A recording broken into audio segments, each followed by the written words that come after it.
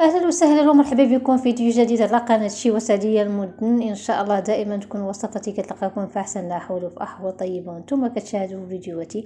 اليوم ان شاء الله في هذا الفيديو غادي نشارك معكم فيه تفاصيل التحضير ديال هذا الكيك اللي كيجي رائع جدا، شي حاجه دي طوب اللي ان شاء الله غادي تحضروها لوليداتكم هكا في المناسبه ديال العطله. يعني كيكون عليهم واحد الاقبال، يعني هكا بالنسبه للاخوات اللي كيبغيو يخدموهم كمشروع. ان شاء الله غادي نشاركها معكم جميع تفاصيل التحضير ديالها، وغادي نشارك معكم الثمن ديال البيع ديال هاد الانواع ديال الكيك. فخليكم معايا وان شاء الله نتمنى اخواتي اللي يجيكم بخير دائما. ولا كنستحق التشجيع، ما تبخلوش علينا بالتشجيعات ديالكم، التفاعلات ديالكم بلايك واشتراك وكذلك البارطاجي، وشكرا على المتابعه وعلى بركه الله. بالنسبه للمكونات اللي غادي نحتاجوهم في تحضير هذا الكيك، عندنا 3 ديال البيضات حجم كبير، كنضيف عليهم قبيصه ديال الملحه مع كاس ديال السكر سنيده اللي درت معاه واحد الساشي ديال الفاني. غادي نطلعوا البيض مع السكر هكا بالضرب الكهربائي حتى كيضعف الحجم ديال البيض. دائما لنجاح اي وصفه ديال الكيك وباش كيجي خفيف، ضربوا البيض مزيان مع السكر حتى كيضعف الحجم ديالو ويجي القوام ديال الخليط يعني ثقيل. فغادي نخلط، غادي نعطي له وقت يقطع حتى خلطت مزيان كما كتشوفوا معايا. الخليط يعني مايله كاللون ديال البيض وكيجي ابيض وكيجي حتى في القوام ديالو شويه ثقيل. كنضيف كاس لاروب ديال الزيت وحنا كنستمروا كنخلطوا. ضفت معاه واحد قشره ديال الليمونه الحامضه، هي باش غادي نكه او نسمت يعني هاد الكيك.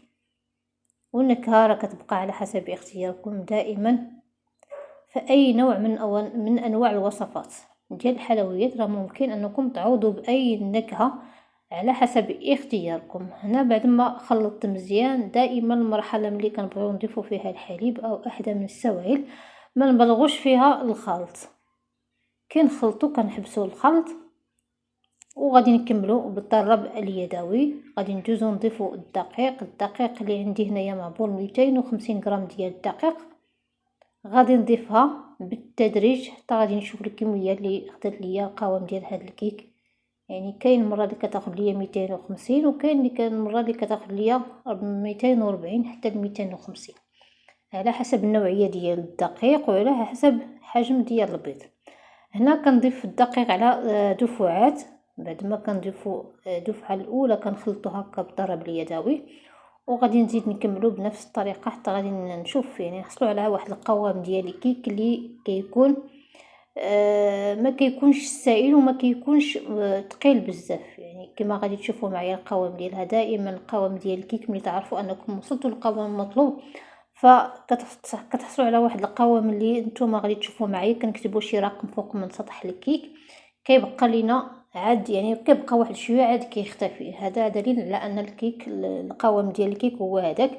وكذلك ملي كنرفعوا الضراب ولا يعني سباتول باش كنختموا بها كتشكل لنا واحد الخيط متصل. اذا كيتقطع راه معناه على انكم خاص مازال تضيفوا الدقيق. كنعطيكم هكا بعد من اسرار اللي ممكن انكم تعرفوا على القوام ديال الكيك المطلوب ولنجاح اي وصفه ديال الكيك. فهنا كنخلط حتى كنمجوا هاد المكونات مزيان. هانتوما كي كتشوفوا معايا القوام راه كيكون يعني شويه ثقيل، ولكن راه كيكون اسفنجي ماشي داك القوام ديال الكيك اللي كيكون ثقيل ومدقس كتجي به الكيكه مدقسه. فالقوام كيكون يعني ثقيل واحد شويه يعني اسفنجي، ما كيكونش سائل وما كيكونش يعني ثقيل. فهذا القوام كنحصلوا عليه ملي كنحضروا المراحل ديال الكيك كيكونوا مضبوطين.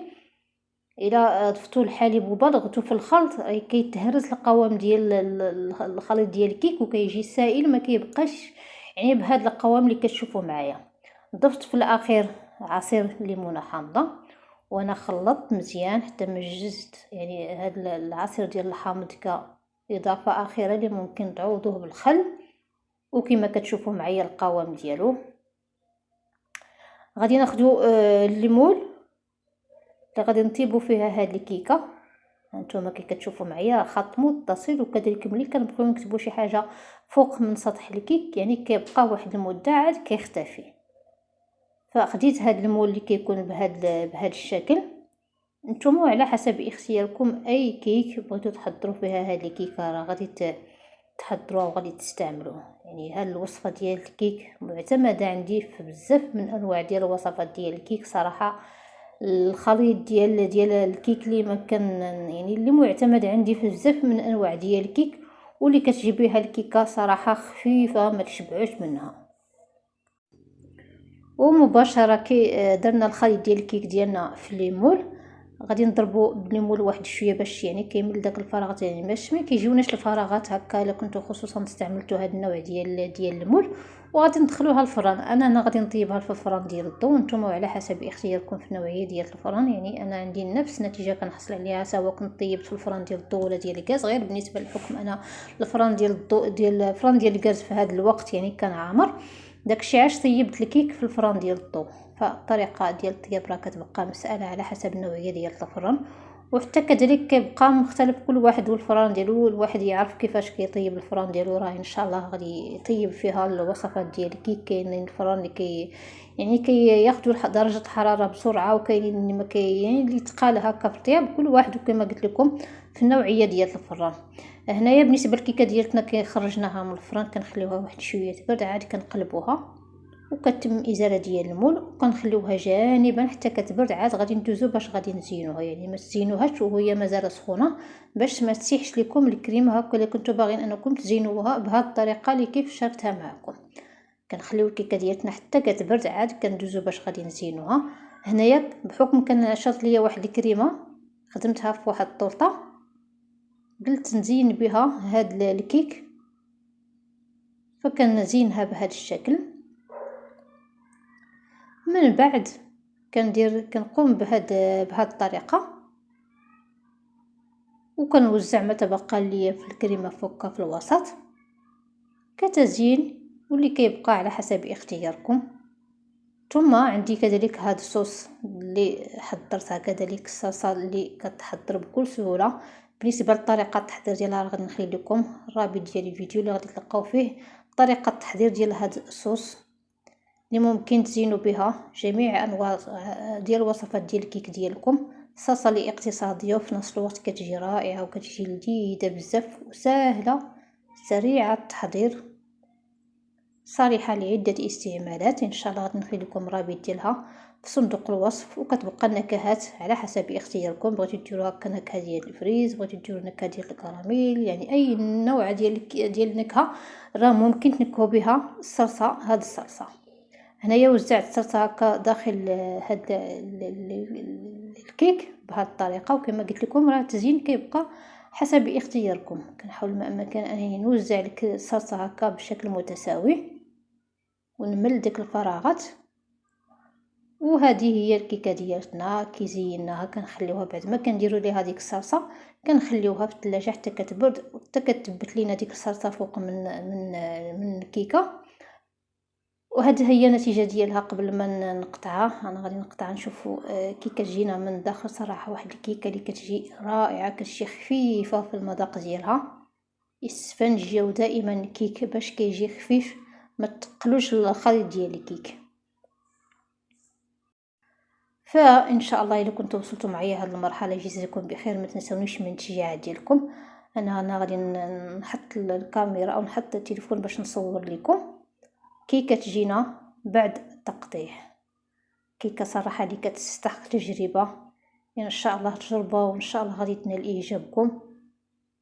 ما فيهاش شي تعقيدات، كيك اللي ساهل وسريع التحضير، واللي ان شاء الله ممكن تحضروها لوليداتكم وتفرحوا بها هكا بهاد الفتره ديال يعني العطله قريبه.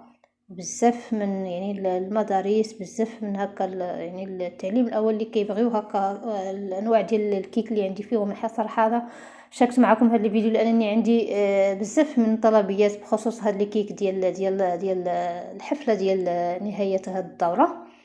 داكشي علاش شاركت معكم هاد الكيكه اللي ان شاء الله غادي نزيد نعطيكم تفاصيل اكثر بخصوص بزاف من انواع ديال الكيك اللي عندي فيهم طلبيه بهذه المناسبه ديال هاد العطله الدراسيه اللي ان شاء الله مقبلين عليها. فكما كتشوفوا معايا الكيكه ديالنا راني نقطعها باش تشوفوا كي كتجينا من داخل. صراحه كيك اسفنجي كتجي خفيفه وكتجي رائعه وكتجي لذيذه بهاد الكريمه مع هاد الصلصه. ان شاء الله راه غادي تجربوها، وان شاء الله غادي تنال اعجابكم، وغادي تعرفوا علاش كنتكلم. كنتمنى يكون الفيديو ديال اليوم نال اعجابكم، وكذلك ما ننساش الثمن ديال البيع بالنسبه للاخوات اللي كيبغيو يخدموها كمشروع.